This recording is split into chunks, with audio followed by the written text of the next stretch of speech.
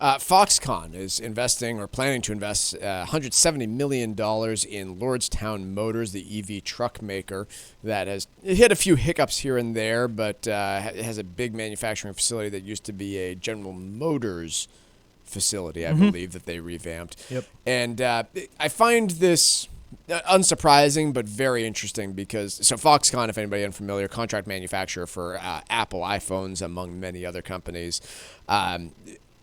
If I were to choose one company in the entire world that I would trust to say, hey, you're in charge of building and lowering the cost of electric vehicles, I think my money would have to be on Foxconn.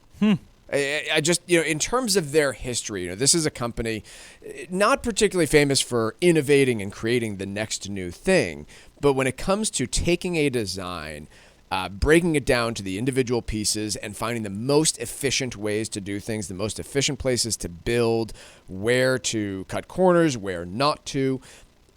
They have it locked down. There's nobody that can do what Foxconn can on the scale that they can. And I don't think that they would produce a particularly interesting electric vehicle. And if everybody just outsourced to Foxconn, then they'd probably all look exactly the same and they'd be quite boring. But if there were one company that, Volkswagen, for instance, could turn to say, hey, this is the design, go build it for us.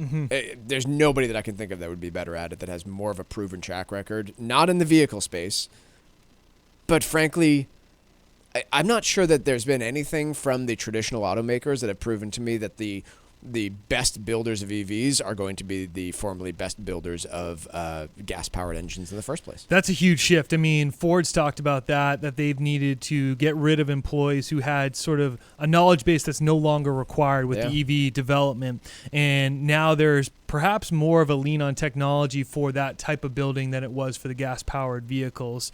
But if you look at the overall investment that Foxconn's made, with this $170 million, it will bring them up to about $350 million in total invested in Lordstown Motors. They have about a 20% stake in Lordstown Motors, and they will be further utilizing that Ohio facility that Foxconn, I believe, bought from Lordstown because Lordstown hit all sorts of financial hiccups, and that Foxconn has really come in and just propped them up from the verge of bankruptcy here. So it'll be interesting to see with Lordstown Motors' design and the manufacturing on Foxconn if they are able to be the dominant player in the electric pickup truck vehicle market.